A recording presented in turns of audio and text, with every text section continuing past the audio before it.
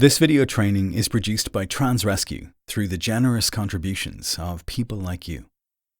This video is for your information only and does not constitute legal advice. If you have questions about anything in the video or about escaping the USA, please contact TransRescue. If you are transgender, you may be considering leaving the USA. You may have many questions. This video series is intended to help answer some of these questions. One of the most common questions is, where can I go? And there is no single answer that works for every trans person.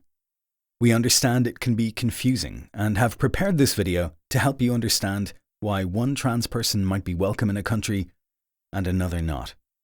To understand where you personally might go, you need to understand how that country determines who is eligible to live and work on their territory. Every country is different and sets its own laws. But many countries follow similar reasoning in formulating those laws. So we'll consider a fictional country, Happy Land, and what factors they might use to decide who can come to Happy Land to live. We'll consider some fictional characters like Alice and Bob, and whether Happy Land will admit them. The most important fact to understand is that Happy Land's government serves the interests of Happy Land, not Alice or Bob. If Alice can help the people already living in Happy Land, all well and good. If not, Happy Land will try to keep Alice out. Happy Land citizens, of course, want to make sure they and their families can live in Happy Land. So the first reason Happy Land might admit Alice is that they accept Alice's claim that she too is a Happy Landian. Many countries are, in practice or by policy, ethnostates. If I, a Caucasian, go to Mexico, people will see me as a foreigner. If my Latino neighbor goes to Mexico, they have a more convincing argument that they have a right to be there. While the idea of an ethnostate has many troubling elements, it is how the world often is. For a trans person seeking to flee the USA, one route is to find another place where you are seen as one of them. If you have an Irish grandparent, you might be able to claim Irish citizenship. The people in Happy Land need jobs. They often see immigrants as competition for available jobs.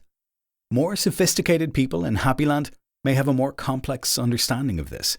While yes, an immigrant is a competitor for existing jobs, immigrants spend most of their income in Happy Land. Joe is a Happy Lander. Joe works for Betty at the Happy hot dog stand. Bob comes to Happy Land from Otherland. Joe worries that Bob might take his job. But Bob likes hot dogs and instead buys hot dogs with money from another job. Multiply Bob by 100 and Betty decides her business has grown so much she needs to hire another worker.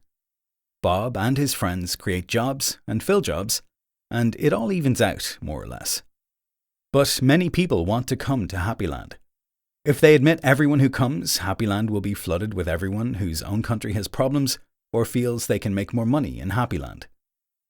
Joe worries that if everyone in Otherland moves to Happy Land, there will be too many people for the available housing and infrastructure, and suddenly Joe will be living in a version of Otherland. The Happy Land authorities need to keep Joe happy, not Bob. So they ask questions. Does Bob have skills he can turn into a business that makes jobs? If Bob is rich and wants to build a factory in Happy Land, he'll be more than welcome. If Alice is a software engineer, she will be welcome almost anywhere. If you have about $250,000, you can invest in real estate or a business in Happy Land. You can obtain citizenship by investment in many countries. In some places, this amount is as small as $50,000. The Netherlands has a program, the Dutch-American Friendship Treaty, that requires only €5,000, about $5,500. You also need to be a highly skilled worker. You can only work at a business you create. Germany has a similar program for $10,000. Alice is a programmer. She can put €5,000 in a Dutch account, set up a sole proprietorship, and hire out her services on a consultant basis. The authorities often think about immigration by asking whether money will flow into or out of Happy Land if they admit Bob. Alice wants to come to Happy Land. Alice works remotely on a computer and is paid by a client in Gummy Bear Land. Alice isn't taking a job in Happy Land, but is bringing money in from Gummy Bear Land. She spends the money at Betty's hot dog stand in Happy Land. So the Happy Land authorities are happy to have Alice. Many countries have rentista, or digital nomad visas. They allow you to live in the country as long as your income comes from outside the country. Often they require you to demonstrate a steady income stream, which is rarely how remote digital workers earn their income. But some countries are understanding this and changing their regulations. If you work from a computer, you might look into rentista visas. Carl is getting older and living on his social security and income from his 401k. Many countries are happy to welcome Carl. Like Alice, Carl doesn't need to take a job that might be done by a Happy Landian, and Carl too spends his money locally. Many countries have retirement visas.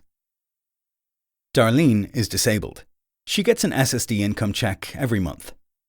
She too can be an attractive person for the Happy Landians to let in if she can prove to them that she won't become a burden on their social or health services. Unfortunately, the US government places restrictions on moving or even travelling abroad briefly while receiving SSI benefits, and many countries are reluctant to admit disabled people. But what about asylum and refugees? Don't I have the right to go to Happy Land because I'm getting discriminated against? In short, no, you don't. Discrimination itself is not sufficient. Otherwise, every person of colour in the USA would have an asylum claim. The UN Refugee Convention is a complex topic we'll cover elsewhere.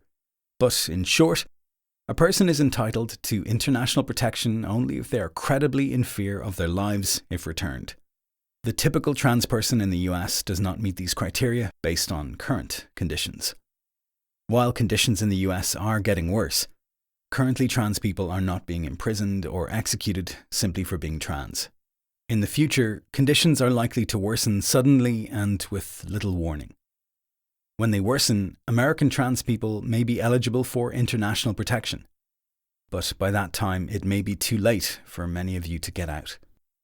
So plan now to leave without depending on asylum. Expect international recognition of American trans people to be particularly slow because of the popular perception of the USA as a free and democratic country, and because no government wants to anger the powerful USA. Because of its proximity, language and cultural similarity, history of defending human rights, and long-standing friendly ties with the US, Canada is an obvious destination.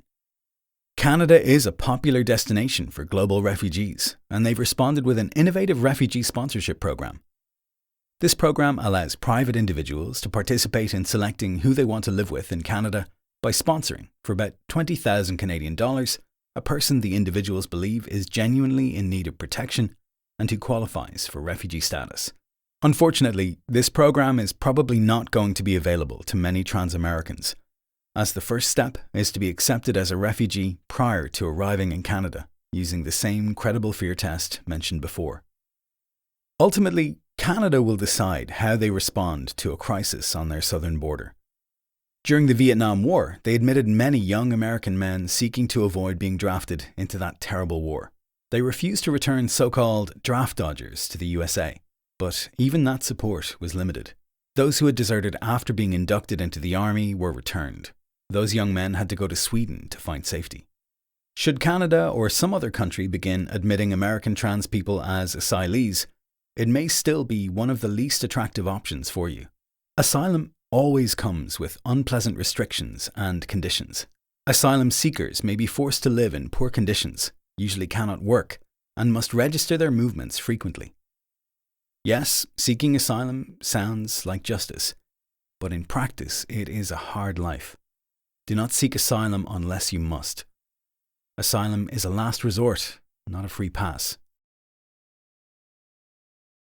Americans may not be able to freely move wherever they want and settle down, but that's not the only way to protect yourself. Your American passport will indeed get you into almost every country for a visit. For some countries, such a visit can last up to 6 months and may be easily renewed. Think of footloose travellers, young adults on the hippie trail through South Asia, hikers in Patagonia, yachties sailing where the winds and fortune take them, idealistic volunteers living in an ashram or agricultural project somewhere. Some of these folks may stay outside the United States for years. You could be one of them. How long do you think this crisis will last? Can you move to some inexpensive place and just live simply on your savings? Can you find a simple living solution volunteering somewhere?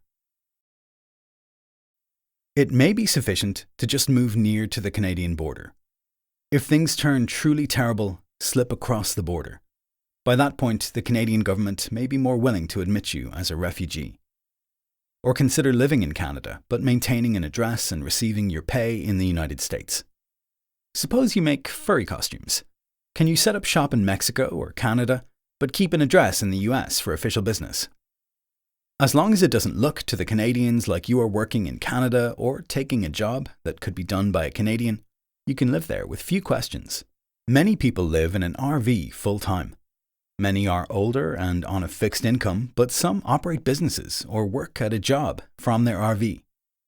We know RV lifestyle folks who tie-dye, print and sell t-shirts, who process insurance claims and do other computer work, an artist who weaves from a loom stretched from her RV, a man who paints Warhammer and similar figures, and an author who writes from the road. If they can do it from an RV, you can do it from Mexico or Canada. Remember, the decision to let Bob into Happyland lies with the Happyland authorities.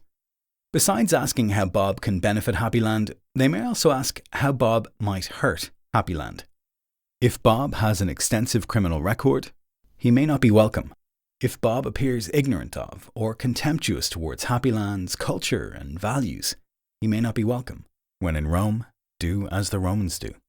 Of course, in some countries, being trans will subject you to discrimination. When selecting a country, this is something to consider. But don't base your research on a single sensationalized article. See what the local laws are. Speak to trans people there. Finally, when considering where to go, don't cast your net too narrowly. The world is a big place with many lovely countries. Don't consider only the Netherlands or Germany, decide you can't get into either one, and give up. Be persistent and imaginative. We're convinced that almost anyone who works at it in a business-like manner can get out of the USA. We've spoken with any number of American trans people who started the conversation with, "I have no options," and ended with, "I can do this." We know it's going to be painful to move. Balancing that pain against your safety is a judgment only you can make. But do make that decision in a mature and thoughtful way in plenty of time to get out before things get bad. Good luck to all of you, and may you find your own happy land. This has been Conor Mahood for Trans Rescue.